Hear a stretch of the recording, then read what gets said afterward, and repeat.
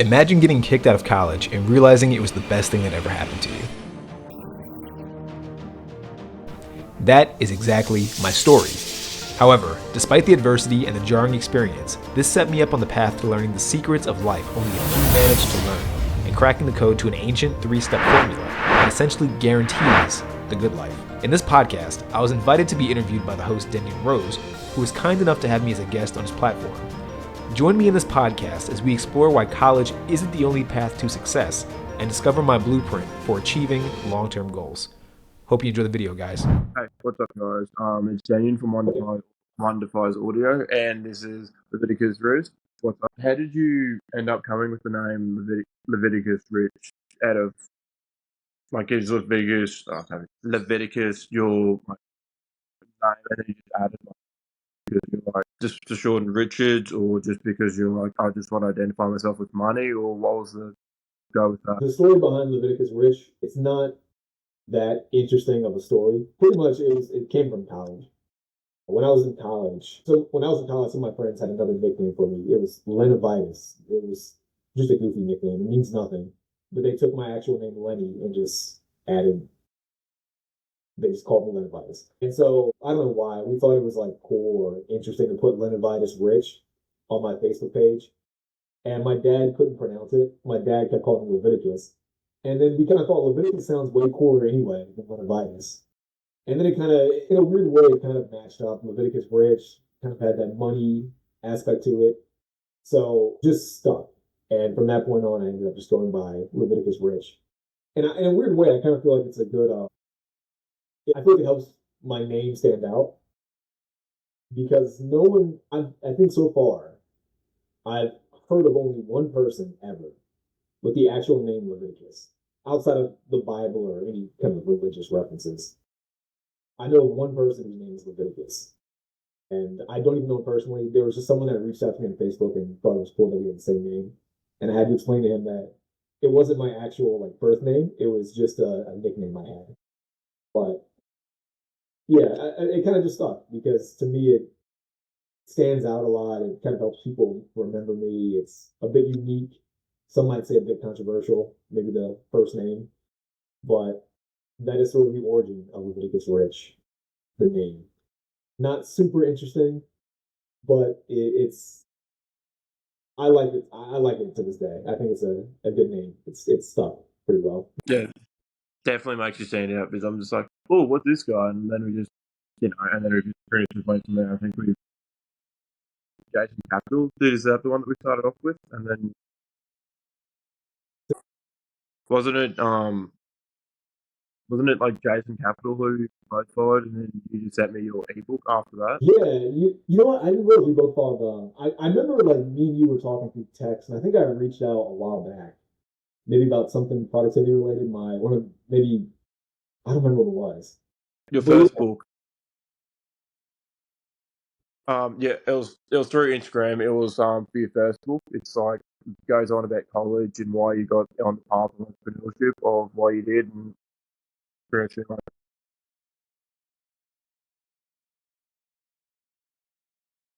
Yeah. It's developed and gone. It doesn't seem straightforward from the book, from what I remember. Basically constant lesson, and you're just like, I've got to change my life. Yeah. Okay. As far as it's the main thing is kind of similar to Jason Capital, I guess, in a sense. It's actually I actually met him I wouldn't say one of his high status summits years ago. I think this was in 2019 or 2020. I think it was the last one that he ever threw. But it's a similar concept. I think the idea of having a certain name that sticks in people's head for just marketing purposes alone, I think is pretty useful. I know we can probably talk more about this as far as, I think you referenced the book a little bit and kind of straying away from the norm and kind of separating yourself from the pack, so to speak. But I'm super one of my philosophies is that your name means a lot. It's part of your identity. And I think a lot of people don't see their name that way. A lot of people just have names. You ask them, where's your name come from? I think for most people, they don't really know where their name comes from. They don't think much of their name. It's just something that their parents gave them. They ran with it. A lot of people don't even have nicknames or anything like that.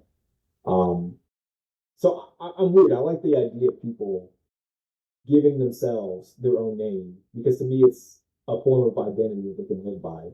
And I'm a huge advocate of believing that your identity is sort of the governor of your life. Whatever you perceive yourself to be, you act in accordance with that. Like I know Jason Capital. His real name not Jason Capital, of course, but it's kind of cool. It's like Jason is a cool first name. Capital sounds like money. I didn't make Leviticus Rich based on him, but I guess now that I'm thinking about it, it's a similar concept. Leviticus has. I know it's biblical. I'm not religious. It's the biblical part's more just because my dad, the first one that he read when he saw Leviticus, um, and the rich part was kind of like a double play on money. Plus, my last name is Richardson, so that's also where it kind of came from.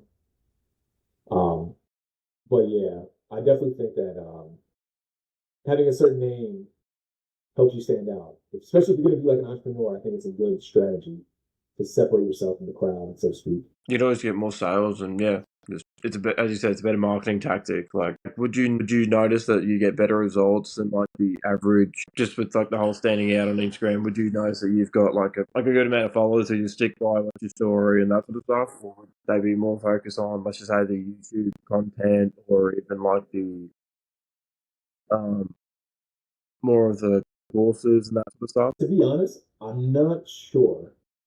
I've never really measured it. Sometimes, like if it's more real estate stuff, I'll use Lenny, and if it's my productivity stuff or just kind of my personal brand, I'll use Leviticus. I've never really measured it to see if one works better than the other.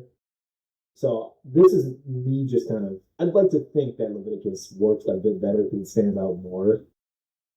For example, if I went on YouTube and I type in, I don't know, how to be more productive, and I saw a guy named Jerry Thomas or something like that, just kind of like a Yeah, standard name.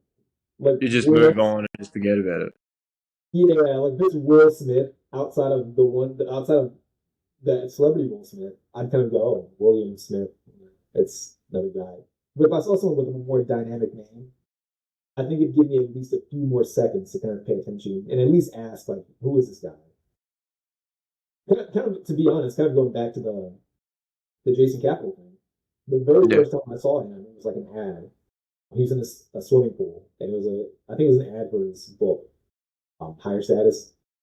And the thing that made me really, the ad itself was really good, but the thing that made me really kind of look deeper into him and kind of almost see what he's about is the name Jason Capital, because it sounded so fake and it sounded almost arrogant. It's like this Yeah. really is actually Jason Capital. Like, who's this guy? It's almost like you hear like a movie character like Max Payne. It's like Max Yeah. Payne sounds cooler than I don't know Samuel Smith or something like that. Like Samuel Smith's a fine name for him out there. His name is Sam Smith, but actually, isn't that a singer? Yeah, it's the thing. We don't need to go. We don't need to go into that mess and that controversy. So, yeah, I mean, it's a really fine name, but I think like a name like Max Payne or Jason Capital, it stands out a little bit more. Even like Tom Cruise, like Tom Cruise sounds more unique than if his name was Thomas Smith or Thomas Jones. Um, hopefully the audience gets the point I'm trying to make. But as Yeah. far as if it has helped me more, I couldn't say because I've never measured it, but I would like to think just based on people's reaction to seeing that name. So I've said that name to people in real life, and they're like, Leviticus Rich, what does that mean? Or like, how do you spell that? What? Leviticus Rich? So it makes them almost stop and kind of take an extra moment to think about it. Or if I just said my real legal name, which is Leonard Richardson, or even Lenny Richardson, it's like, oh yeah, Leonard, cool. Yeah. But also, how you said about productivity, how did you get into the sphere of productivity and real estate investing? You said, how did I do? I heard productivity in real estate. How did I get into it? How did you get involved in real estate investing and productivity? So the productivity thing's a bit more recent. That's kind of a new business I just started maybe about a year or so ago. As far as the real estate, I'll kind of go from back to front just to contextualize everything. As far as the real estate, so pretty much when I was in college, pretty much I'd see my channel and like that told the story a lot. But when I was in college, I got kicked out twice. I went to Penn State, got kicked out 2 times, both for financial reasons. Some people get kicked out because they do drugs or they get into fights or they do delinquent type behavior. Nothing like that for me. It was just financial. I think I owed about a couple of grand, maybe about $2,000, $3,000 the first time I got kicked out. And they sent me a letter pretty much saying, you owe $2,000, don't come back. Of course, they said it a lot more politely, but that was the gist of the letter they sent. And at the time, I was living on campus. And if you're not a student, you can't live on campus. So I kind of panicked and struggled to find a place to live off campus. It's forced me to kind of be kind of in the real world, so to speak. Because at the time I was a student, I didn't really understand budgeting. I didn't understand finances. I didn't understand, how to schedule my day, that stuff. So as I'm kind of getting a series of jobs to pay the bills, which did not help me at all. I still couldn't pay my bills. I'm always in the negatives. Sad to say, you work 3 jobs and still, at least for me, couldn't afford to pay rent. But pretty much the thought that went through my head the entire time as I'm working these jobs at Walmart, I worked at a dishwasher, I worked at a gas station. My thought process was, how do I make more money? In the grand scheme of things, like how do I not be poor? How do I not be broke? And I'm kind of doing like a Clip Notes version of pretty much what was about 7 or 8 years. But throughout that time period, what I was doing is I was kind of just reading and studying and just trying to figure out how to make more money because I didn't understand how. And I started reading some books at the library, books on health, books on money, books on how to socialize and how to communicate more effectively. But in a lot of the finance books, I kept seeing the stat that most millionaires were made through real estate. And at the time, of course, if you're poor, you want to not be poor. And so me personally, I was like, well, if I'm going to not be poor, how do I take it to the extreme and just get rich? And so that was the answer I came up with. I need to get into real estate somehow. So fast forward a few years, I eventually did get back into college. I eventually did graduate. It took me about 7 years total. Usually people, at least in the U.S., graduate in about 4 to 5 years, depending on the major. It took me about 7 years because I got kicked out twice. So I lost a bit of time. Ended up moving, and after I moved, I was kind of torn between going to law school and becoming a lawyer because that was my original strategy. I was doing criminology in college. My plan was to graduate, get my criminology degree, play for the LSAT, which I did study for. I did take the LSAT. I did decent, did pretty good. And then from there, the strategy was to go to law school and then become a lawyer. And I thought that I could be a partner one day and make some big bucks. But after I took the LSATs, I started doing a lot more research on how lawyers function and realized I just didn't want to be a lawyer. And then eventually, once I moved to where I am currently, which is Northern Virginia, I took my real estate license, or I took my real estate test to get my real estate license, and then that's how I got into real estate. Now, I'm not an investor currently. I do want to be one day, and we can talk more about that if you'd like. This is going to go against a lot of standard financial advice. So maybe some of the audience might criticize me on this. They might not like me saying this. As someone who is a licensed real estate agent, I'm still a licensed agent. I don't do showings or listings. I do consulting. But I think real estate investing is a bit overrated in the grand scheme of things. It's not standard advice. A lot of finance books won't say this. A lot of people won't say this, and certainly real estate agents won't agree with me. But this is just kind of my personal view on things. So partially for that reason, that's why I'm not a real estate investor currently. I wouldn't mind doing it one day, but it's not a priority for me, just because I don't see the need. I know it's a very long-winded answer, and if you want me to keep going, I'll talk into how I got into the productivity business. Yeah, we might as well pick up on how to go into productivity. I was just also thinking that real estate's really just a tax write-off. That's why people use it. You said it's a big tax write-off? Yeah, people just use real estate more so just for their tax, like the tax benefits and that sort of stuff. Really, that's what it's mainly used for. I'm sorry, say the last part one more time. I see a lot of, I've heard of a lot of people use real estate as like a tax deduction because it's technically a depreciation asset over, let's just say, 30, 40, 50 years. That's more so just to cut down on the tax and the multiply. It's definitely not a get rich quick. It's definitely like a get rich, build up your assets, do it slow, and then build from there. Yeah. So I'm not anti real estate because I know some people, if I say real estate investing is overrated, they might think that what I'm saying is that you should never invest in real estate. That's not what I'm saying. Usually, like, this is kind of just my thought process on the real estate thing. I think a lot of people see marketers talk about things like wholesaling, talk about things like flipping, talk about things like passive income. They see this on YouTube or they see some of these dudes like Grant Cardone doesn't really say this, but they see people like him, influencers, say this stuff, and they see this as a shortcut to just getting rich. And I thought the same way in the past. But when you kind of, at least for me, when you kind of go into the numbers and think about it, it can work, but it doesn't work quite the way people think it does. And so usually what I say, this is kind of just my breakdown of how I think the best strategy is if people really want to get to make money or get rich in the grand scheme of things.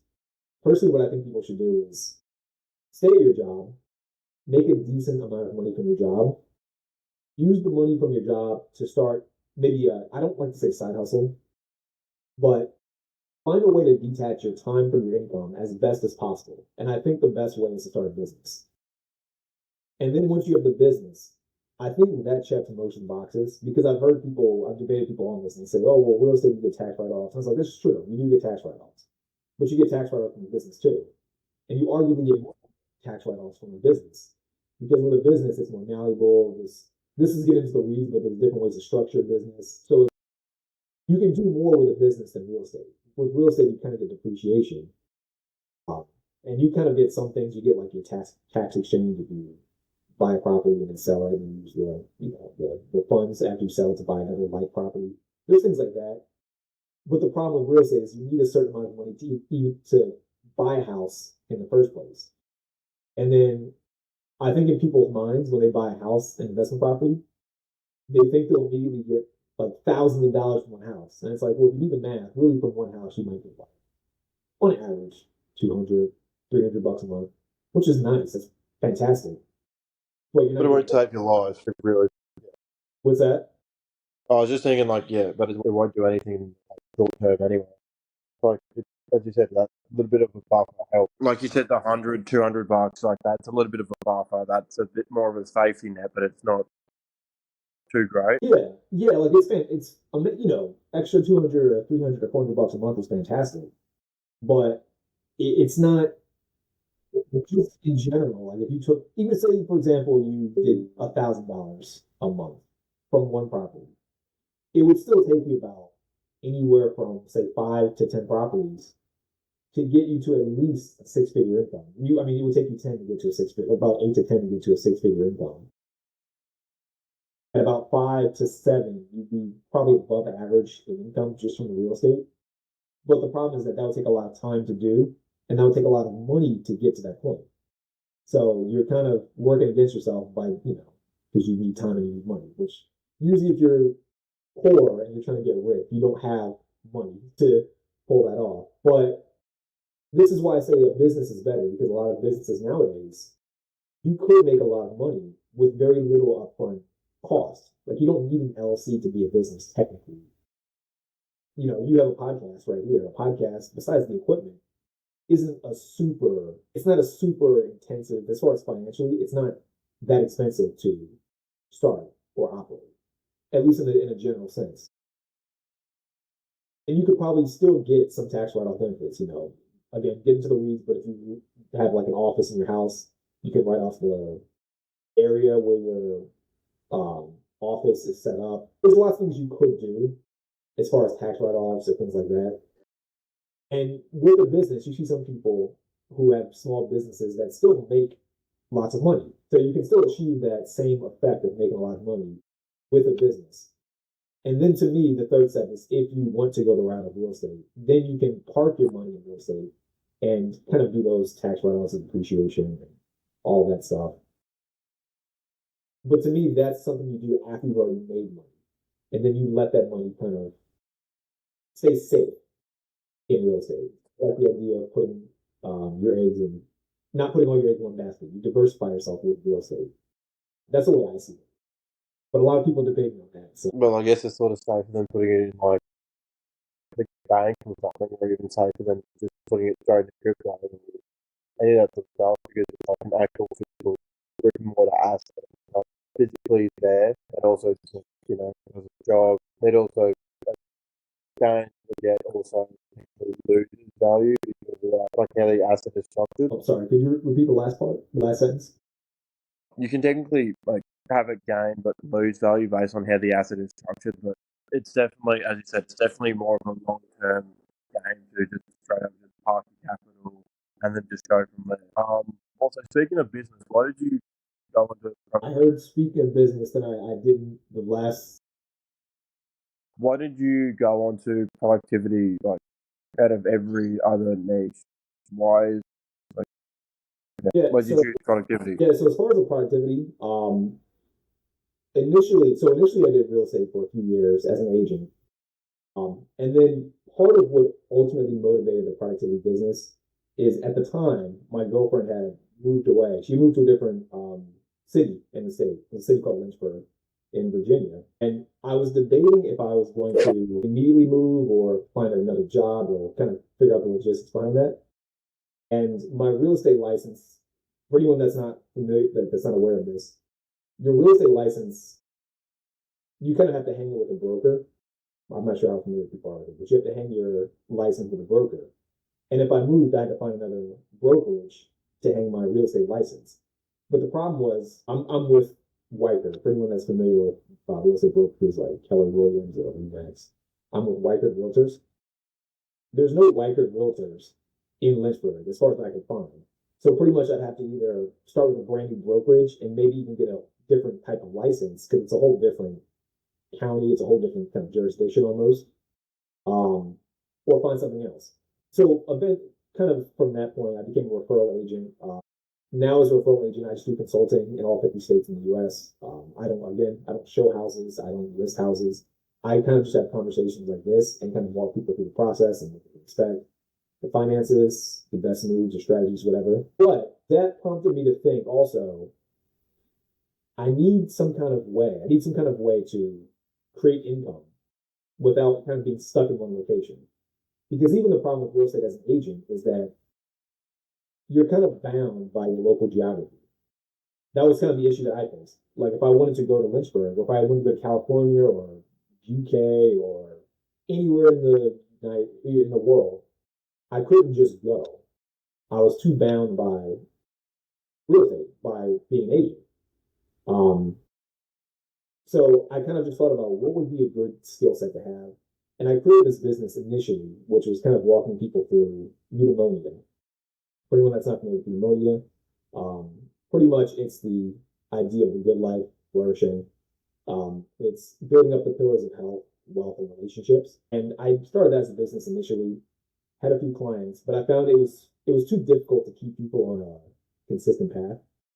Like it's difficult to get people to invest in their health and their money and their relationships in just one package. So when I was working with a few clients, pretty much the thing that I realized was consistent, the thing that would get them to each of those three pillars and help them improve their lives overall was time management, productivity. And it kind of helped because in my own personal life too, I also been doing like a bunch of stuff on the side. I did like funnels for different businesses, several books, had a podcast of my own. And a lot of people that knew me would just say, you get so much done in a single day. How do you do that? So I kind of just thought to myself, you know what? Let's just make a productivity business. If they understand the time better, they can build up those three pillars. So that's kind of the story of how I started the productivity business.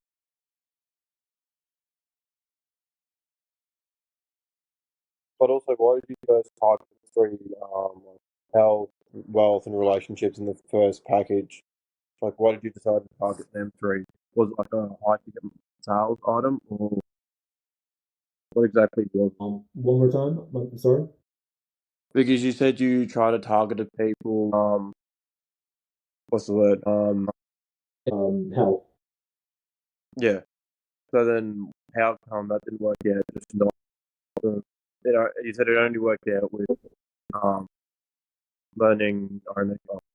There was a correlation between productivity, time management, that sort of stuff. How what was your reason for basically starting that first tool? Yeah. So that was pretty much the reason why you started your first tools, as you said earlier. But then, why did you choose that item in particular? Why did I choose that title? No, why did you choose that first item? Like, you know how you said, like, kill 3 birds with 1 stone. It's just but then you noticed a correlation between which led to productivity. So why did you choose was it a high ticket sales item? Was it like was that first course like a high ticket sales, or what exactly was it? Just a general mentorship? Or? For the when I was doing the eudaimonia, or for the original productivity stuff range. So for a lot of people, I did it for free, and then for some people, I started to crank it up to about $50 a month. But the $50, it was a combination of, I think $50 was a bit too high for a lot of people. And it was a combination of that, and it's just a complicated structure. Like it's too many things in one package, so to speak. It almost be kind of like if you're a personal trainer in 1 month. If 1 month you have a personal trainer, then the next month he decides to talk about like real estate.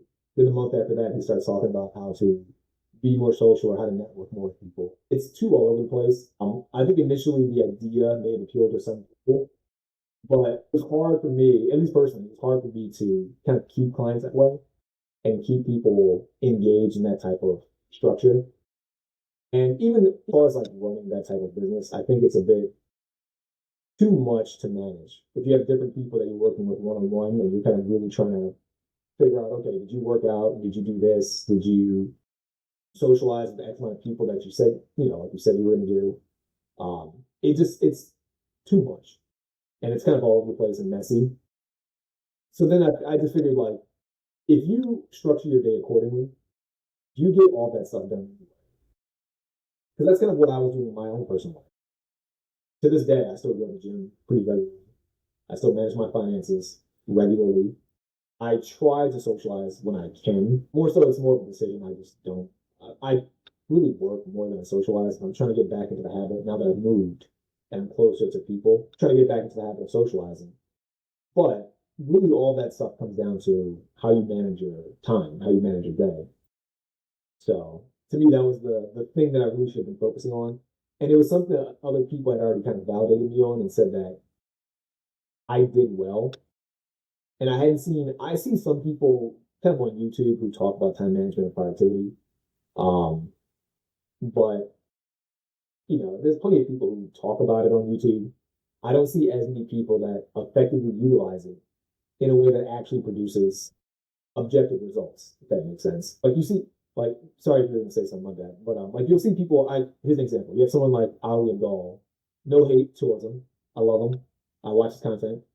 He'll talk about productivity, but I think it's one thing to just talk about it, and maybe if your lifestyle makes productivity easier, like if you're someone who's a YouTuber full time, it's easier to be productive than if you're someone who works, say, a 9 to 5 job and you work 12 hours a day, and you want to also try to find a way to squeeze in a little bit of working out or a bit of a social life or, all those things, some hobbies, maybe a side hustle. It's harder to do for most people. It's easy to be productive when you have all the time in the world.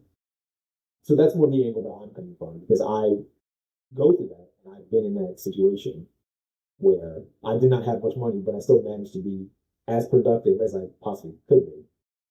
And so, got results from it. Yeah, that really makes sense. I was just thinking, like, because it's like even the people who are trying to just, as you said, doing like 9 to 5, trying to get like a side business or even like juggling that like relationships, because they technically got 2 jobs. They've got to keep one maintaining. So the last part kind of got cut off again.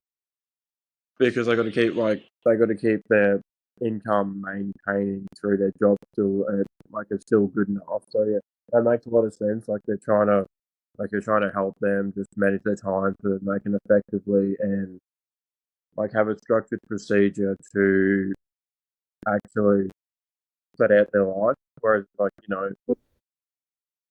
as you said, like YouTube, that's one thing they're going to focus on various directions, like other people, and that's where, as you said, time management will come into play and is like a lot more handy. The last part, it's still kind of my bad. It's really difficult. best part. Yeah. So yeah, it's like that time, as you said, the time management like is really, really handy for people who've got that sort of focus at the moment through, like, as you said, side business, any of that sort of stuff. Yeah. I mean, to me, like you can't get anything done if you're not managing your time well, if you're not managing yourself effectively. There's some people who do things and get lucky, but I don't like luck. When I say I don't like luck, I'm not saying that if I got lucky, I wouldn't like that. What I'm saying is I don't like when people rely on luck because you can't replicate luck. You can't predict it. It just happens to you at random. Um, so instead of relying on luck, which I think a lot of people try to do, or they at least are really optimistic for luck, why not just do something that's proven, something that's replicable, and something that you can measure that you know will lead you at least in the direction you want to go. Yeah.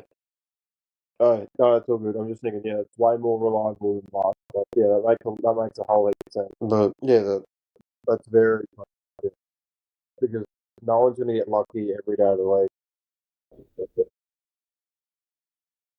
Minimize your output, maximize your output, still have it there, still have it.